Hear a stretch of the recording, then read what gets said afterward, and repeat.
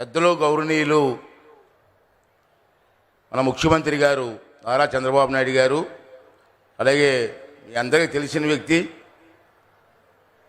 మన గోవా గవర్నర్గా ఉన్నటువంటి పోస్పాటి అశోక్ గజపతిరాజు గారు, విజయనగరం జిల్లా. అదేవిధంగా ఇప్పుడే గజల్ శ్రీనివాస్ వారికి,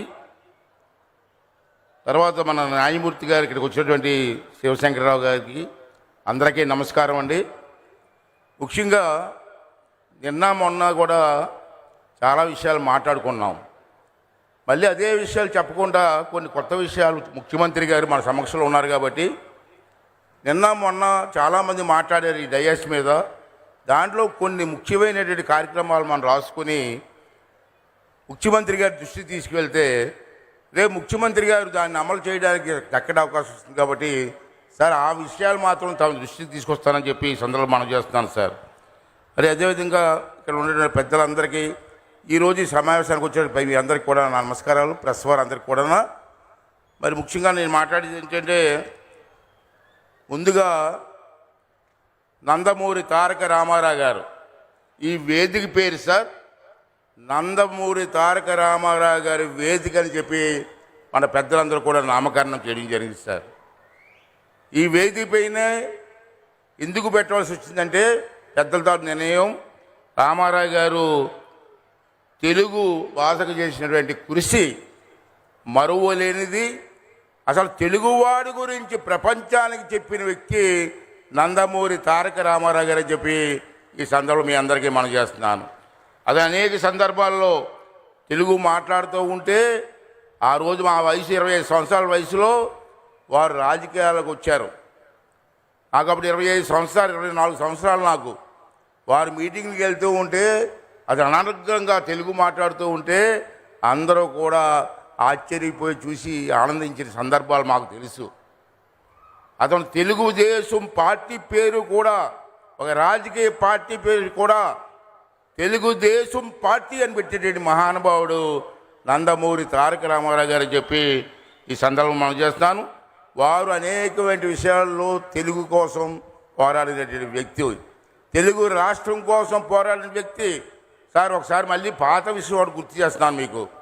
పివి నరసింహరావు గారికి ప్రధానమంత్రిగా ఇచ్చే అవకాశం వచ్చింది ఒక సందర్భంలో.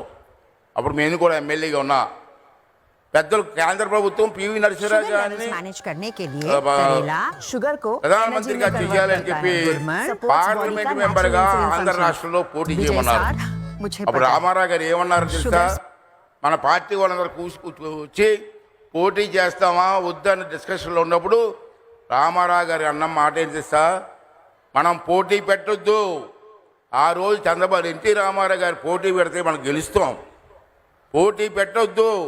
కారణం ఏంటంటే మన తెలుగు బిడ్డ పివి నరసింహారావు ప్రధానమంత్రి అయ్యే అవకాశం వచ్చింది, మన పోటీ పెట్టొద్దని చెప్పి ఒక రాజకీయ నాయకుడు అన్నారంటే అతని మనస్తత్వం ఏంటో, తెలుగు వాళ్ళ మీద ఉన్న ప్రేమ ఏంటో ఒకసారి మీకు గుర్తు చేస్తానని చెప్పి ఈ సందర్భంలో మనం చేస్తున్నాను సార్. ఈవేళ ముఖ్యంగా చెప్పాల్సింది సార్, గజల్ శ్రీనివాసరావు గారు వాళ్ళ టీము, నేను 2 రోజుల నుంచి ఇక్కడే చూస్తున్నాను.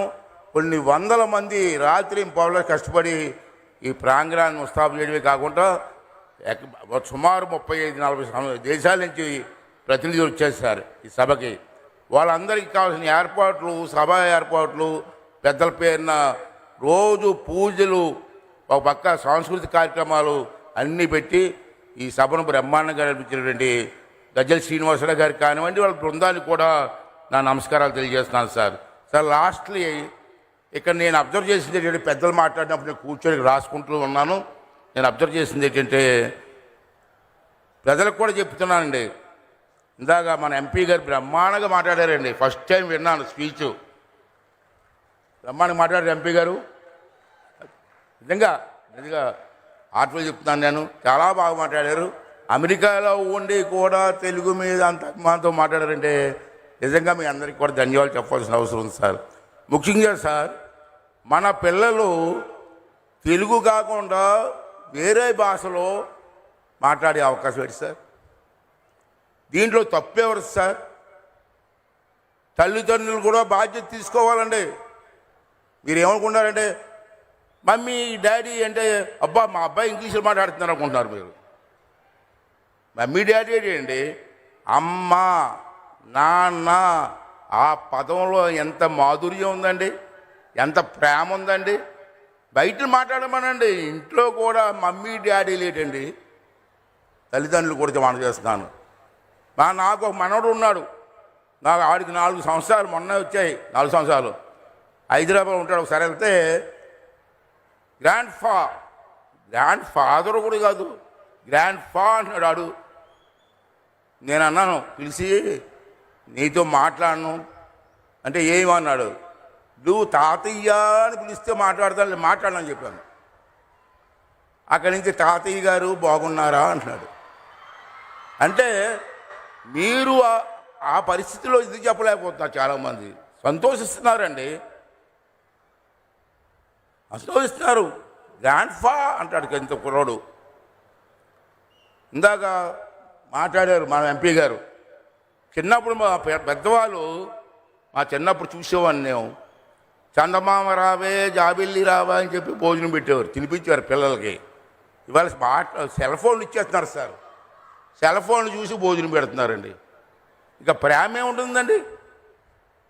ఎత్తుకొని నడుము మీద కూర్చోబెట్టుకొని అలా తిరుగుతూ చందమామ రావని భోజనం పెడితే ఆ పిల్లవాడు ఎంత ఆనందిస్తాడండి. ఎలా అండి? సెల్ ఫోన్ ఇస్తారా సార్? ఇంకో విషయం చెప్తాను సార్, ఏమనుకోడు సార్. మరి నాకు కూడా పరిస్థితి ఉంది అనుకుంటున్నాను నేను. భోజనం అనమంటే సెల్ ఫోన్ చూసి భోజనం ఉంటున్నారు సార్. పూర్వం మా పెద్దలు కారం ఎంత వేయాలో, నూనె ఎంత వేయాలో, ఉప్పు ఎంత వేయాలో చూడకుండా వేసేవారు. ఇవాళ సెల్ ఫోన్లు పెట్టుకొని కారం ఎంత వేయాలో, నూనె ఎంత వేయాలో, ఉప్పు ఎంత వేయాలని చెప్పి భోజనాలు ఉంటే పరిస్థితి వచ్చింది సార్. తెలిసిపోతుంది వంట, మా అమ్మ వంట ఈ వంటకు తేడా తెలుస్తుంది, కానీ మాట్లాడలేకపోతున్నాం సార్ ఇంట్లో. మా పరిస్థితి ఎలాగుంది. మీరు ఆడవాళ్ళకి ఫుల్ పవర్ ఇచ్చారు, మరి మేము మాట్లాడలేకపోతున్నాం. అది పరిస్థితి మాకు ఉంది సార్. మరి ఇవాళ దేంట్లో ముఖ్యమైన విషయాలు సార్ నేను గమనించినవి సార్, మనకి మన రాష్ట్రంలో ప్రాచీన కళలు ఉన్నాయి సార్. మన రాష్ట్రంలో చాలా గ్రామాల్లో సంక్రాంతి కానీ, శ్రీరామనవమి కానీ, ఉగాది కానీ చెడు లేని మానేశారు సార్. నేను అబ్జర్వ్ చేస్తున్నాను సార్. మనకు సుమారు 14,000 పంచాయతీలు ఉంటే మొన్న శ్రీరామనవమికి నేను ఎంక్వైరీ చేస్తే 60% గ్రామాల్లో మాత్రమే శ్రీరామనవమి చేశారు. మన పండగ మనం చేసుకోవండి, ఉగాది కూడా చేసుకోవండి. ఉగాది మన సంవత్సరాదండి, తెలుగువాడి సంవత్సరాదండి.